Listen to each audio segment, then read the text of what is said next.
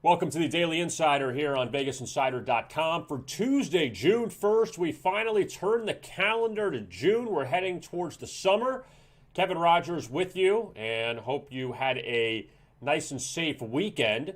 And we're back with you now, and we take a look at the NBA playoffs, Major League Baseball, the Stanley Cup playoffs. Big upset last night as Toronto gets bounced. We'll talk about all that in just a few minutes. But first, let us remind you about the Daily Insider contest, which is very easy to enter.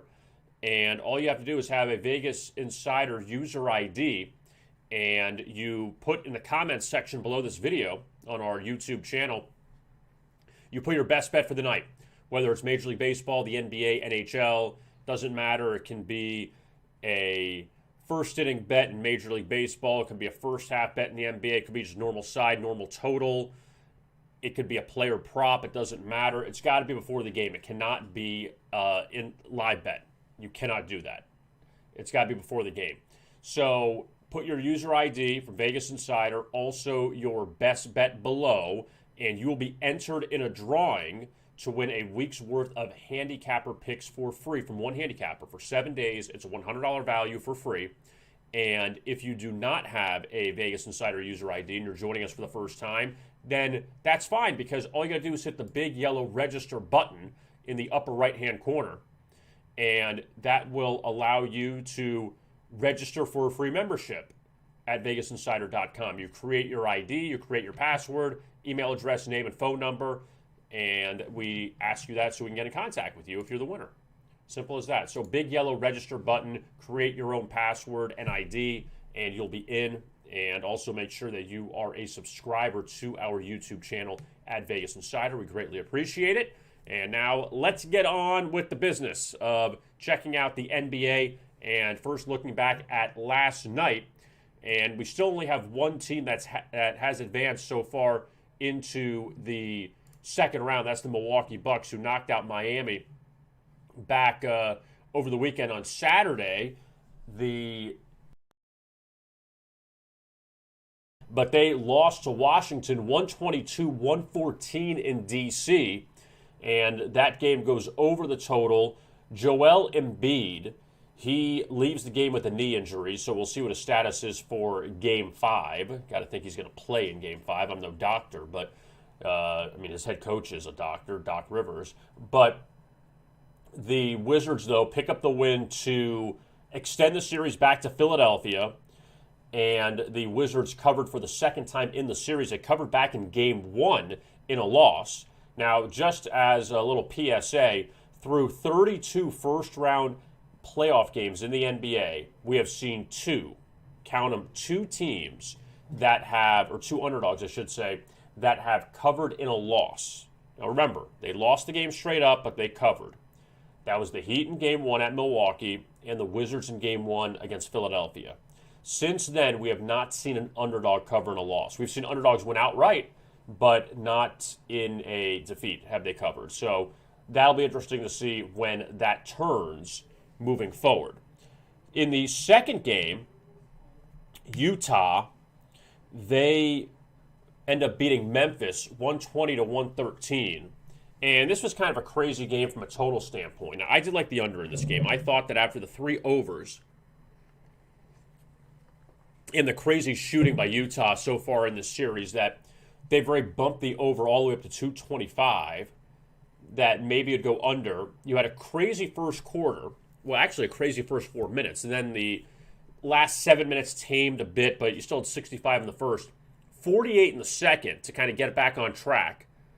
But then the third totally blew up. It was like 24-19 about 4 or 5 minutes into the third quarter. So that totally destroyed any chance of an under. And then you had 46 in the fourth. So you had two good quarters if you had the under, but you had two terrible quarters as well.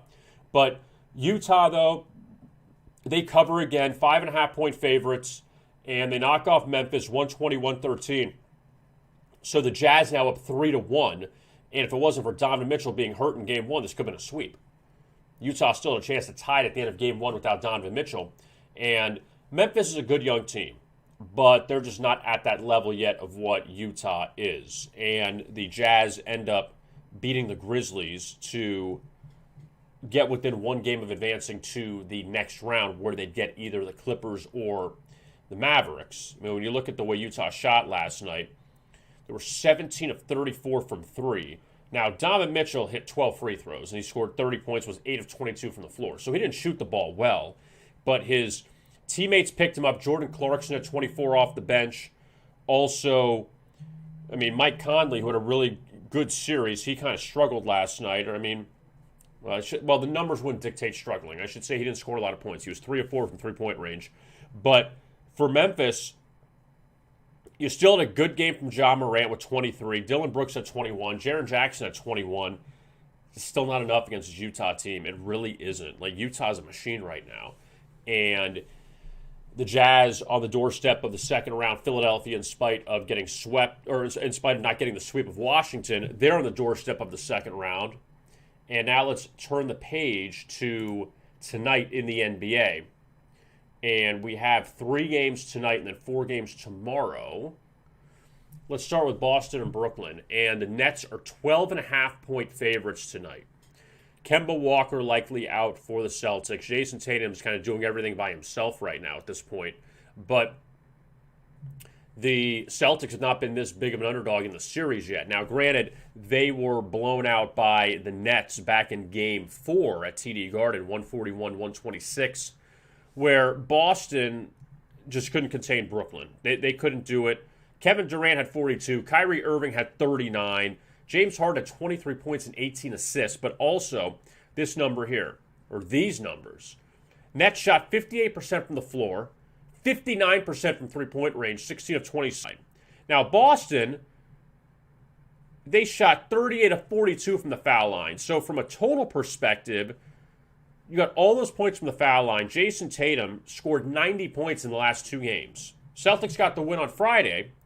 They dug themselves a big hole early to beat Boston in Game 3, but then the Nets end up beating the Celtics in Game 4. So now Brooklyn is 1 win away from facing Milwaukee in the second round for what looks to be an incredible series between those two teams. You have a lot of star power there. I mean, you have star power with anybody, the Nets, but then they face Giannis and Milwaukee. It should be a really exciting series.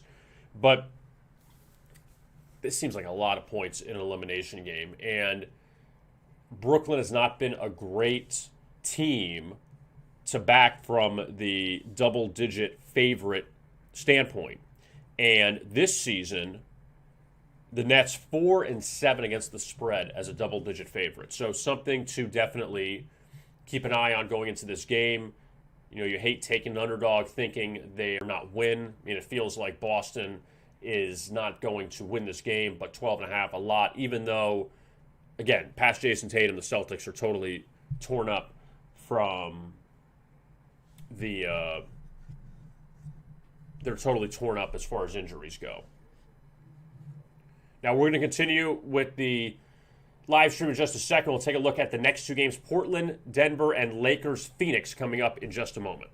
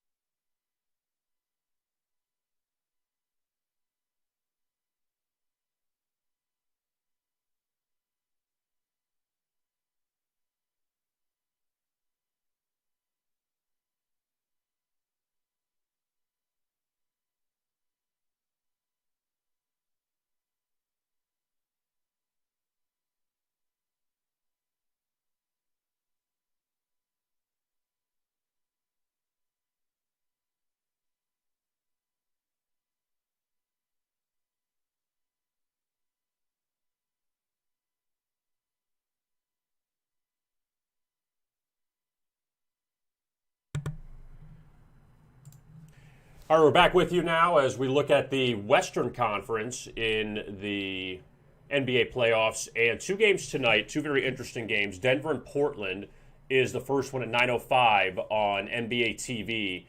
And this series just gone back and forth between the Blazers and the Nuggets, in which the Blazers right now, they came back to even up the series at 2 games apiece with the Game 4 victory over the Nuggets over the weekend. And Damian Lillard didn't even play that well. He was 1 of 10 from the floor. And yet Portland still ended up beating Denver convincingly to even the series up at 2 games apiece. And now the series shifts back to Denver for Game 4 coming up, or Game 5 rather, coming up tonight. And the Nuggets are a short favorite. So far, these teams have split a pair of games at Ball Arena in Denver. And the Nuggets right now a short favorite over Portland. The late game coming up tonight, though, is the one that a lot of people have eyes on, that being the Lakers and the Suns. And Phoenix, I mean, things turn around that fast. It really feels that way when you have an injury. And for the Lakers, with Anthony Davis, who played very well throughout the series for LA, after Game 1. He played really well in Game 2 to get the Lakers the win at Phoenix, and then they won Game 3 back at Staples Center. But then Anthony Davis ended up getting hurt in Game number 4 at Staples Center, and the Suns ended up beating the Lakers to even the series up at 2 games apiece. And with that, the Suns now, I'm not going to say have the upper hand, but they get 2 home games the rest of the way, considering the fact that they now have tied things up at 2. Anthony Davis is listed as doubtful for tonight with a groin injury, and the Suns laying 5. So the Suns laid 2 back in Game 1. Lakers were a favorite in Game 2. And then the Suns now laying 5. I don't know if I want to go to that, narrative of, it's a lot of points for Phoenix to lay against LA. It just feels that way. That now at least the Lakers can prepare without Anthony Davis, as opposed to you're playing in the middle of a game and Anthony Davis gets hurt. Now all of a sudden everything gets messed up, and the Suns took advantage of it, and the Suns end up winning that Game 4. Game stays under the total, and now they have Game 5 coming up tonight back in Phoenix, and it's a brand new series, at least for the Suns. So that's good news, at least for them. Now, taking a look at Major League Baseball, and it's going to be, you got a lot of big storylines going into tonight's action inside of MLB. And we'll start off with the Phillies and the Reds in Cincinnati, in which the Reds pounded the Phillies in yesterday's game at Citizens Bank Park.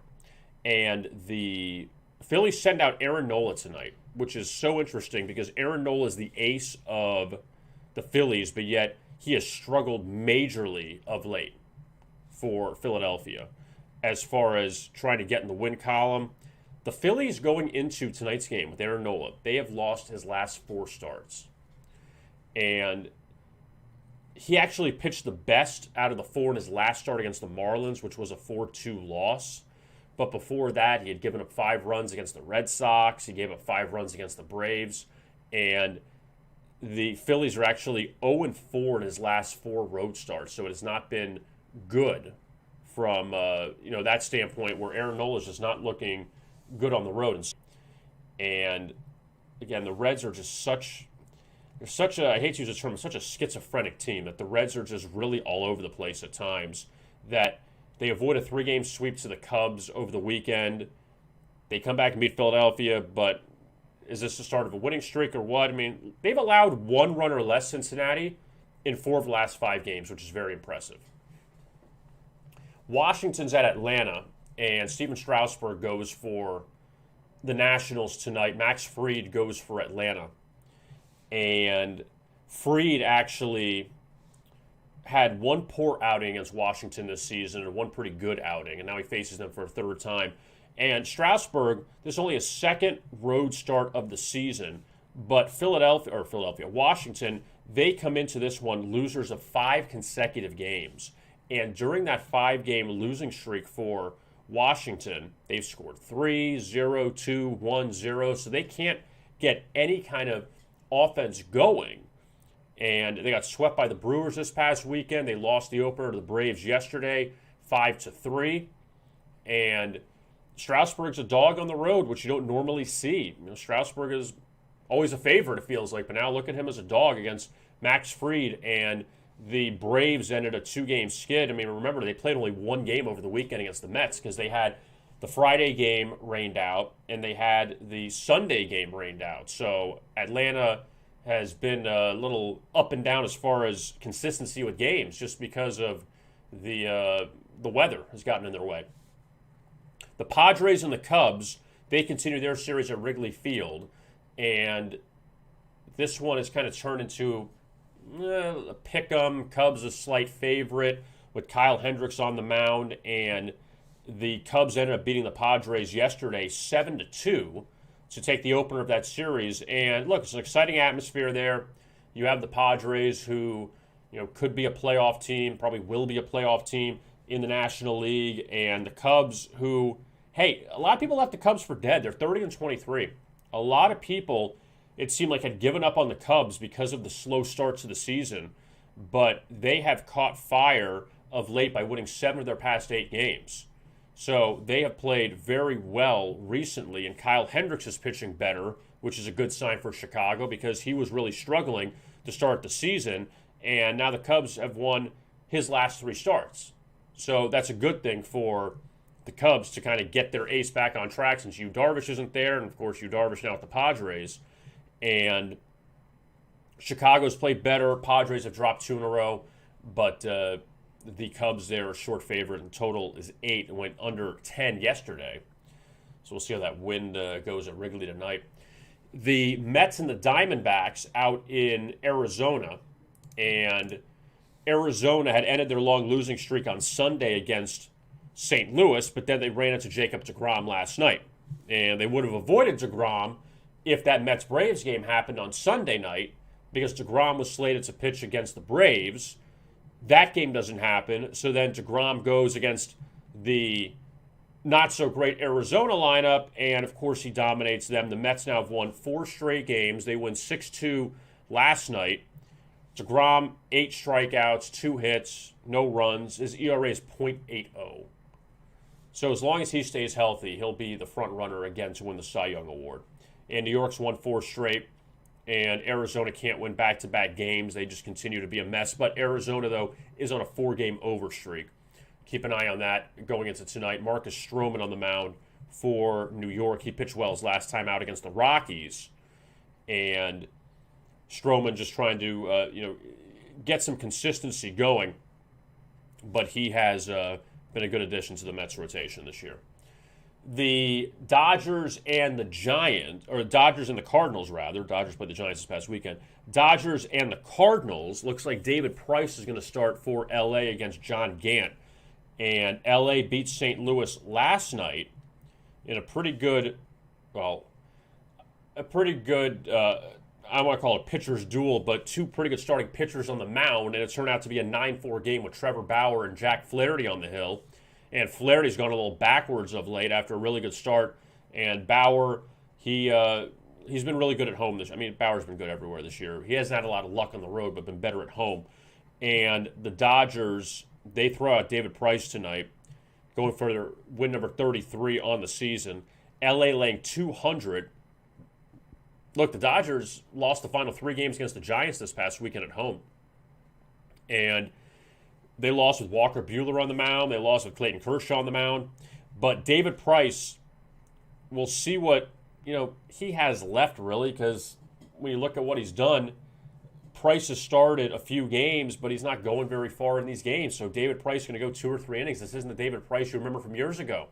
That was a Cy Young type. He's just towards the end of the road now. And the Cardinals had a 4-game winning streak snapped at Arizona. They've now lost 2 in a row. And for John Gant, pretty good ERA, below 2 for him. And he he's coming off a big underdog win his last time out against the White Sox, 4-0. Is nearly a $2 underdog, tossed 5 scoreless innings.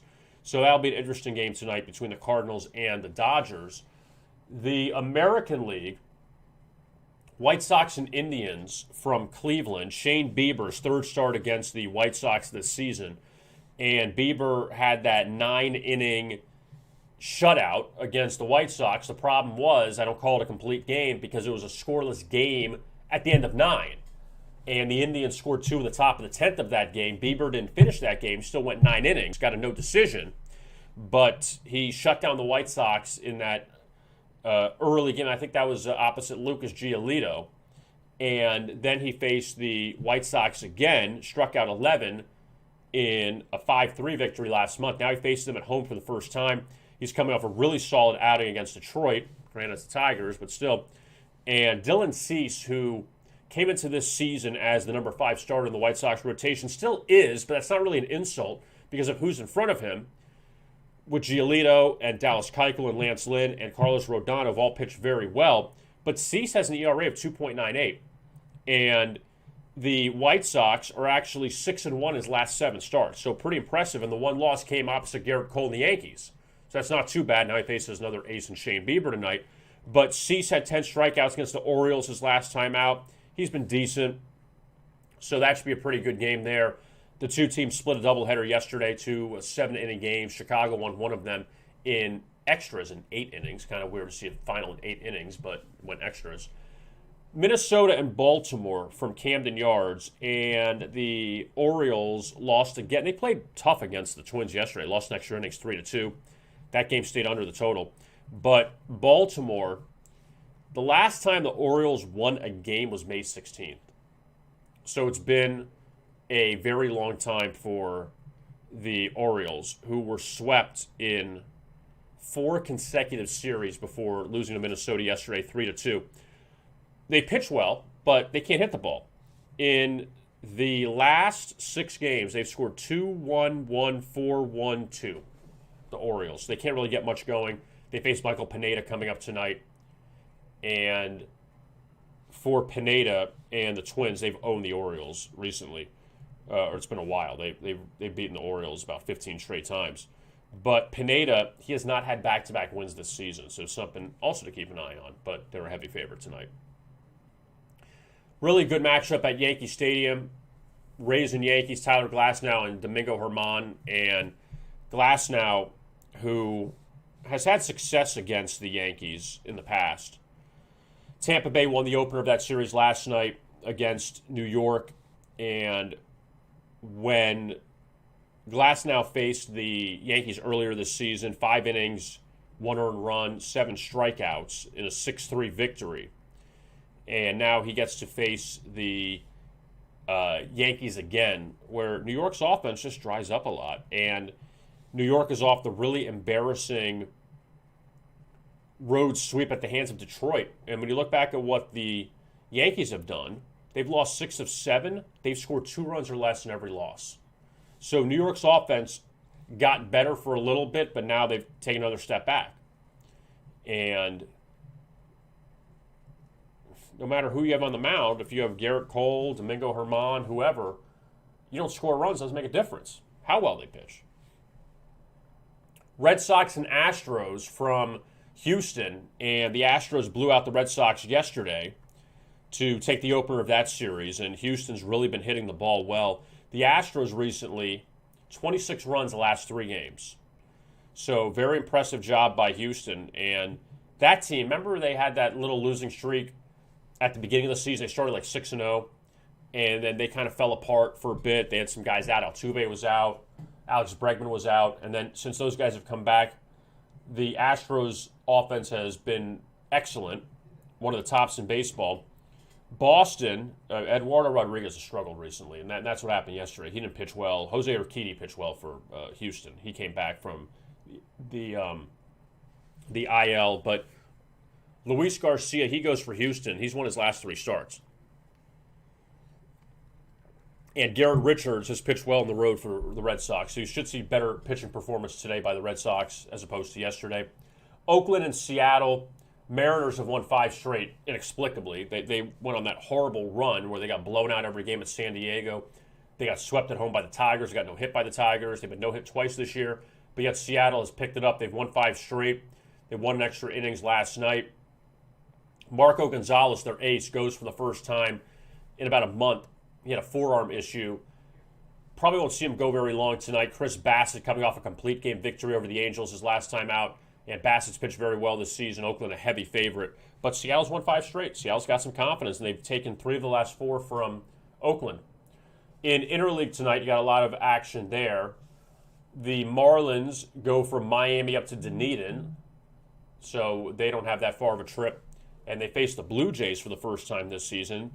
Sandy Alcantara and Robbie Ray on the mound. And for Alcantara, I always call him Alcantara, but it's Alcantara. His last 2 starts, very sharp, 14 innings, 4 hits, 2 earned runs. So after he got racked by the Dodgers a few starts ago, he's had a really good season. He has, just some bad luck in some of these games. He's had several 1 and 2 run defeats, but he's pitched well, and Robbie Ray goes for the Blue Jays. And Ray's had a bit of a rebirth going to the Blue Jays after struggling at the end with Arizona. Even though he is winless in his last 2 starts, Ray still had a pretty good season. But look, high strikeout numbers, but the walk numbers are very low. He's got only 12 walks in the season. Detroit's at Milwaukee. The Brewers beat the Tigers yesterday in walk-off fashion. And Milwaukee, another heavy favorite today against Detroit with Matthew Boyd going on the mound. Tigers is 3-7 in Boyd's 10 starts. But the Tigers, they've won 4 of 6, playing a little bit better.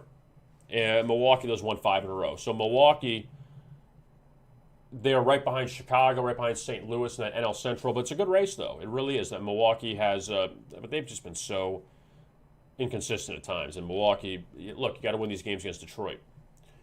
The Royals and the Pirates from Kansas City, throw out the record books when these teams get together, throw out everything. The Royals back to 500. So they've climbed back up there. They've won 3 of 4. I mean, this is a team that had an 11-game losing streak, and they're at 500, so think about that. Brady Singer was bad his last time out against Tampa Bay. We'll see what he does tonight against Pittsburgh. Royals beat the Pirates last night 7-3, and the Pirates now, they have dropped 2 in a row, but, I mean, look, they had a little 2-game winning streak against the team with the worst record on the road in baseball, the Colorado Rockies, so I guess you take whatever you can get. But the Royals, though, they're on a 4-0-1 over streak the last 5 games, so keep an eye on that. But Brady Singer, he's still trying to find himself a little bit, but he's laying almost $2, which is nuts. Texas at Colorado, Dane Dunning and German Marquez on the mound. Was up to 11 or 12 the Rangers have lost in a row on the road. It's been terrible. Like, Texas has been dreadful on the road. And Dane Dunning, who closed as a favorite in his last start against the Angels, Texas is 1-8 in his last 9 starts. 1-8. I don't know how you back him. And 0-5 in that stretch on the road. He came over from Chicago in that Lance Lynn deal, and he's a good young pitcher. But the Rangers are just going backwards very, very quickly. And Colorado, who, again, respectable at home, 16-12, good home record, 4-22 on the road.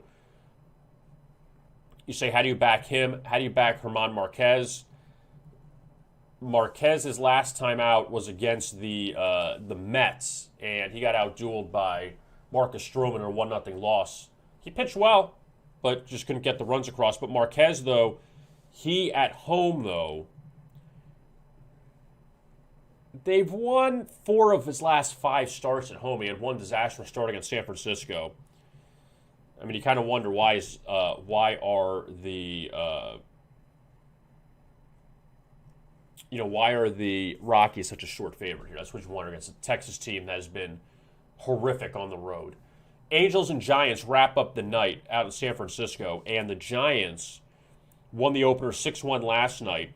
Got a pair of lefties on the mound, Alex Wood and Andrew Heaney. Heaney, who had a good season last year, but has just not been able to find that magic this season. I mean, I shouldn't say it was good, but he's all right. He's an all right pitcher for the Angels, but The Angels, though, are 1-5 in his last 6 starts overall. He did win his last start against the Rangers 11-5, but he's given up 4 or 5 runs in each of these starts, which is a problem. And now he faces the Giants, who have played well of late. They've won 4 straight, and Alex Wood has looked good as well for San Francisco. ERA of 2.44. Good pickup for the Giants, even though he's winless his last 2, but both came against the Dodgers, so you kind of get a break on that one. But 4 straight unders, too, for Alex Wood, and that totals at 7 tonight for the Angels and the Giants. Now let's take a look at the NHL. And the big upset last night between, or in the North Division.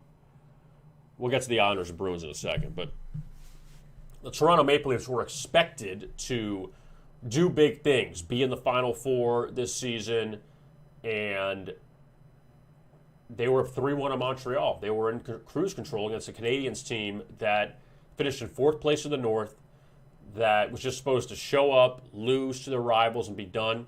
They didn't quit. Montreal won Game 5 in overtime, won Game 6 in overtime, and then beat Toronto 3-1 last night, plus 180. And they end up advancing. And Montreal's going to play Winnipeg. And one of those teams is going to go to the Final Four, which is crazy. It really is. Nobody expected that. They thought this would be Toronto and Edmonton coming out of the North for this round. Instead, it's Montreal and Winnipeg. And the Canadiens, they do a good job there. Beat the Maple Leafs. Toronto, last time they won a Stanley Cup was 1967. And I believe they won a first-round series once in the last, 15 or 20 years, which is kind of crazy. The Maple Leafs, with all that tradition, they just are a total bust in the playoffs. The Bruins won Game 1 against the Islanders, but New York bounced back with an overtime win in Game number 2 last night. New York was up 3-1 going to the third. Boston scored 2 to tie it. Then the Islanders won in overtime. So New York now tied with Boston at 1 game apiece, 4-3. That total just 5. And you end up hitting the over in the third period. But the Islanders, give them some credit right now. They're back in that series with the Bruins going to New York. Let's look at tonight's action in the NHL. Carolina and Tampa Bay. Lightning won the first game over Carolina, so now the pressure on the Hurricanes here to try to even up the series before going back to Tampa. They don't want to be down 2-0 going to Tampa. But this one basically like a pick-em, and Carolina was able to squeeze past Nashville in that first-round series. A lot of games went to overtime. Tampa Bay, they held off Florida 4-2, and the Lightning were just better than the Panthers. It was clear. But, look, Carolina's got some good talent on their team, but Tampa Bay, man, I mean, they, after getting Steven Stamkos and getting Nikita Kucherov back in that first-round series against the Panthers, like getting 2 MVPs back in your lineup. So the Lightning end up winning that series and up 1-0 over Carolina. You have Vegas and Colorado. They will go on Wednesday, and also you have Montreal and Winnipeg starting their series, and you see the Jets favored in that one. Colorado a big favorite for Game 2 after they blew out Vegas in Game 1. So you have some interesting teams there in the end. In this Final Four we call it. It's not really the conference finals. There's no conferences this year. So they reseed based on your regular season points. And the one thing we do know is whoever comes out of Montreal Winnipeg is going to be the number 4 seed. So they'll have an incredible hill to climb, whoever comes out of that Montreal Winnipeg series. But still a long way to go. So that is the look at the NHL. And want to remind you about our picks for purchase from our handicappers. $29.95 for NBA selections. And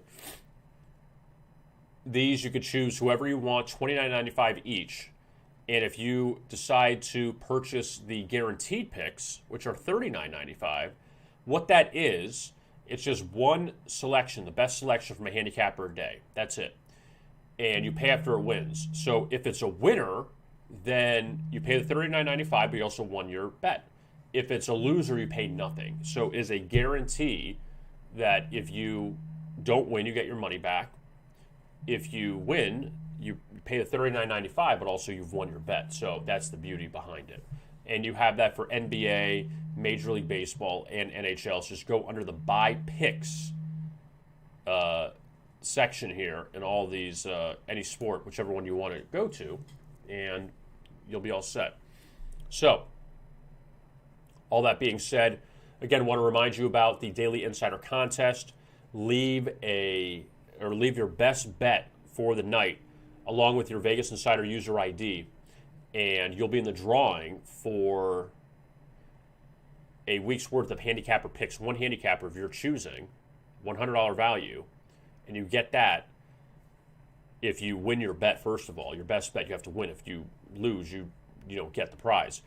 Secondly, you're not eligible for the prize. Secondly, if you don't have a user ID, you go to the big yellow register button up here. Click on register, free membership, register now. Fill out the information here. It's all free, so you don't have to worry about paying anything. And create your ID and password, and we need your name, email address, phone number to get in contact with you if you're the winner. And also, it cannot be a live bet. It's got to be before the game. If it's a player prop, that's fine. First 5 innings in baseball, first half in the NBA, that's all fine. It's just got to be before the game. If you want to do a normal side or total, that's fine too. So that you put that in the comment section below. Put your Vegas Insider user ID, your best bet for the night, in the comment section below, and you'll be in the drawing for the week's worth of handicapper selections at VegasInsider.com.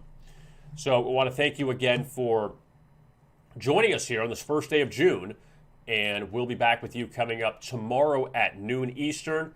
I am Kevin Rogers. Thank you so much for watching, and best of luck with your bets.